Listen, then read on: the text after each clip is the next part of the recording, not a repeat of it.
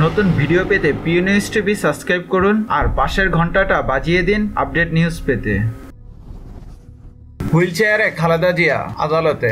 নাইকো দুর্নীতির মামলায় হাজিরা দেওয়ার জন্য বিএনপি চেয়ারপারসন বেগম খালেদা জিয়াকে কারাগার থেকে আদালতে হাজির করা হয়েছে। আজ সোমবার দুপুর 12:26 পুরান ঢাকার নাজিমুদ্দিন রোডে অবস্থিত পুরনো কেন্দ্রীয় কারাগারে অবস্থিত ঢাকার 9 নং বিশেষ জজ শেখ হাফিজুর রহমানের আদালতে তাকে হুইলচেয়ারে করে হাজির করা হয়। এই কারাগারেই দুর্নীতির মামলায় সাজাপ্রাপ্ত হয়ে বন্দী রয়েছেন খালেদা জিয়া। আজ এই মামলার অভিযোগ গঠন শুনানির দিন ধার্য রয়েছে। এর আগে 13 জানুয়ারি ঢাকার 9 নম্বর বিশেষ জজ আদালতের বিচারক এ দিন ধার্য করেন। ওই দিন মামলাটির অভিযোগ গঠন শুনানির দিন ধার্য ছিল। বেগম খালেদা জিয়াকে কারাগার থেকে দুপুর 12:20 আদালতে হাজির করা হয়। শুনানি শেষে বেলা 1:55 খালেদা জিয়াকে ফের কারাগারে নেওয়া হয়। এ সময় ব্যারিস্টার মওদুদ আহমেদ তার নিজের পক্ষে শুনানি শুরু করেন। এরপর তিনি আজকের জন্য শুনানি শেষ করার আবেদন করেন। আদালত তার আবেদন মঞ্জুর করেন। এরপর আসামি গিয়াসউদ্দিন মামুন সেলিম ভুইয়ার পক্ষে তাদের আইনজীবীরা অভিযোগ শুনানি করেন।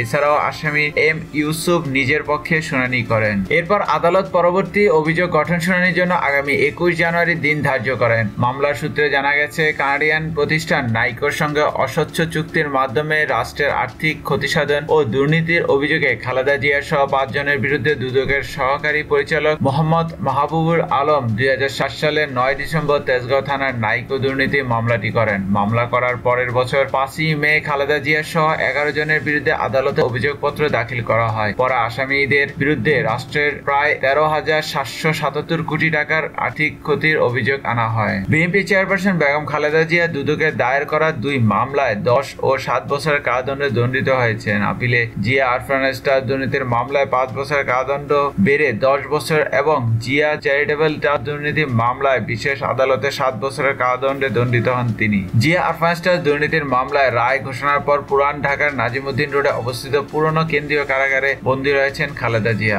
ভিডিওটি ভালো লাগলে লাইক, কমেন্টস এবং শেয়ার করুন। আর এইরকম আরো আপডেট ভিডিও পেতে আমাদের পিউ নিউজ টিভি সাবস্ক্রাইব করুন। পিউ নিউজ টিভির সাথেই থাকুন। ভালো থাকবেন, সুস্থ থাকবেন। আল্লাহ হাফেজ। ধন্যবাদ।